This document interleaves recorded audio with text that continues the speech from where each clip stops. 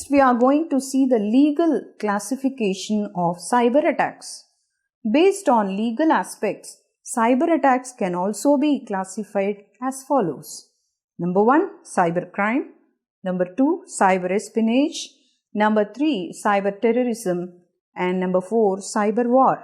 These are all very serious according to the legal aspects.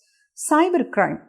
As discussed earlier, cybercrime is defined by the Canadian law as a criminal offence involving a computer as the object of the crime or the tool used to commit a material component of the offence.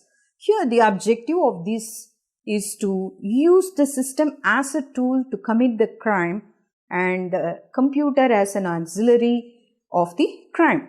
These cyber crimes occur due to the vulnerability of the operating system, lack of user awareness, anonymous nature and storage capacity of the computer.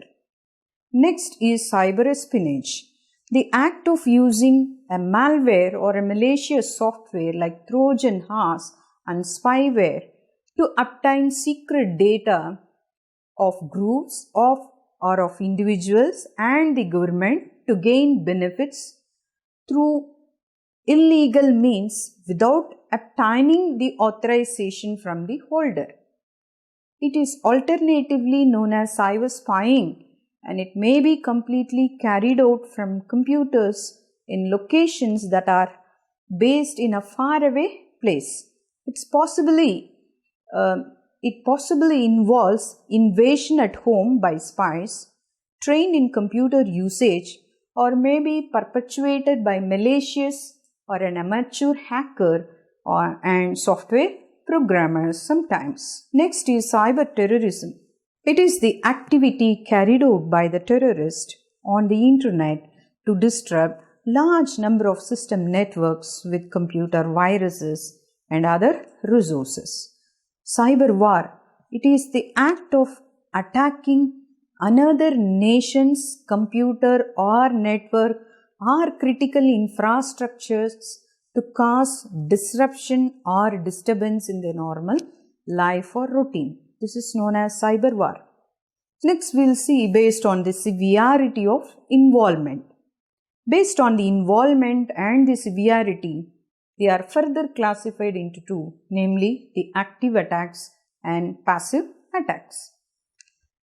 Active attacks. These types of attacks enable the attacker to communicate data to all the divisions during data transmission either in the unidirectional or multidirectional form. The attacker located between the intercommunicating parties tries to terminate the data sent by the parties in the network. As the server cannot authenticate the data source without validating the received information, the attacker tries to replace the client during this entire authentication process. We'll see more on authentication in the subsequent sections. Next comes the passive attacks. Using wiretapping or other similar methods, an unauthorized attacker spies to steal the system information during the communication process that takes place between two parties. This is different from an active attack as it does not interfere with any of the activities with databases or servers, but still may be considered as a criminal offense. Next, we will see based on scope how the cyber attacks are classified.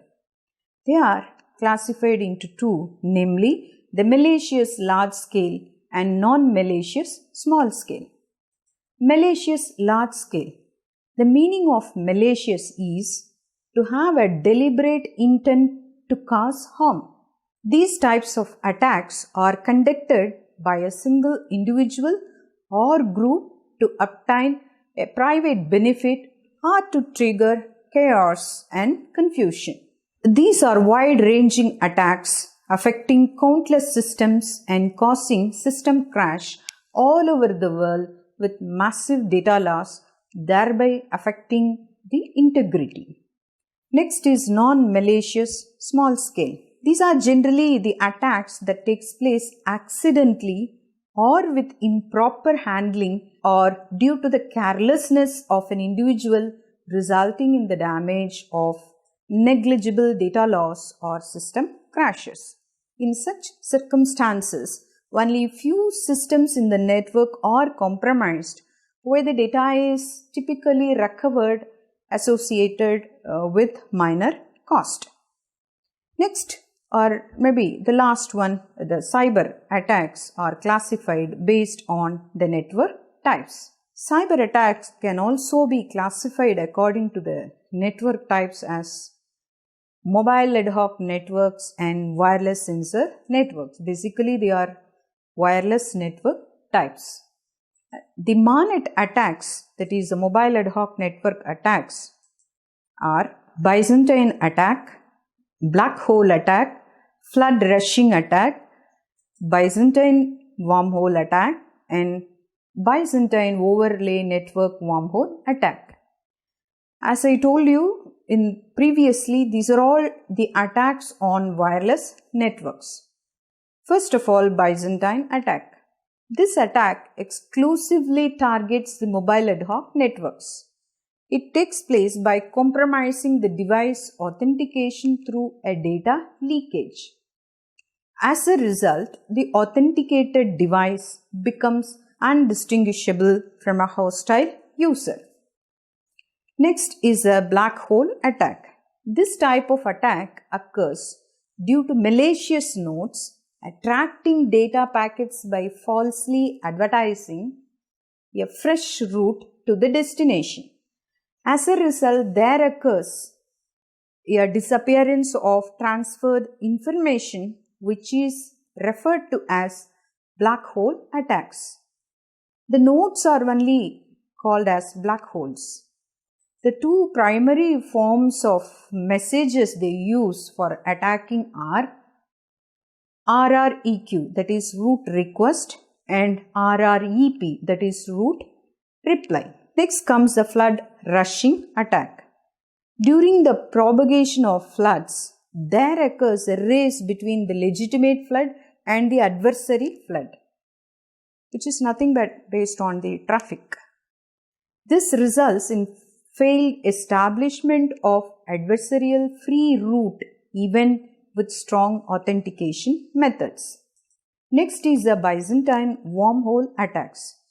This attack actually takes place by compromising multiple nodes in the network.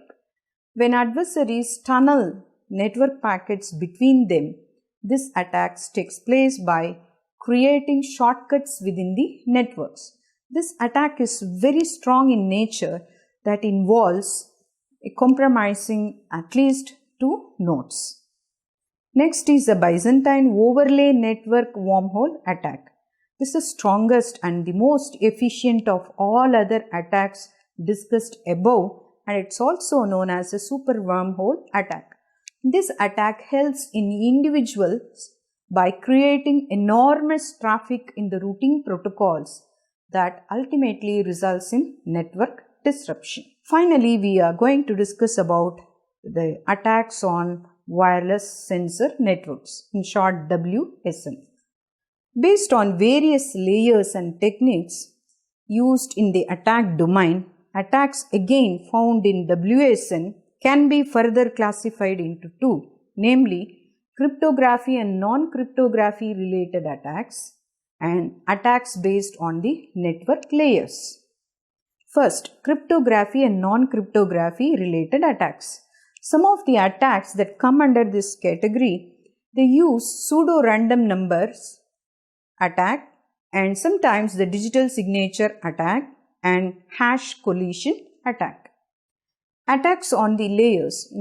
In the application layer, the attacks are repudiation and data corruption.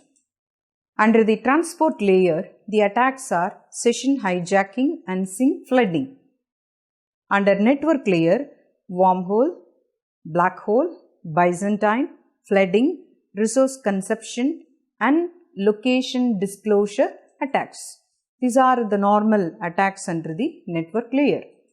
In data link layer, traffic analysis, monitoring and disruption of MAC, these are some of the attacks on the data link layer. Finally, on the physical layer, the attacks like jamming, interception and eavesdropping are possible. Also, multi-layer attacks are also a possibility. Something like denial of service attacks, impersonation attacks and man-in-the-middle attacks, they are these types of attacks which can even operate at all layer levels.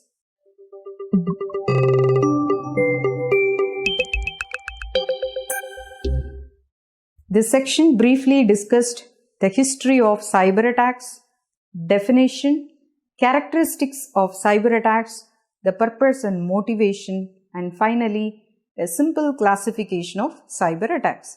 We'll see in the next module with much more details. Thank you.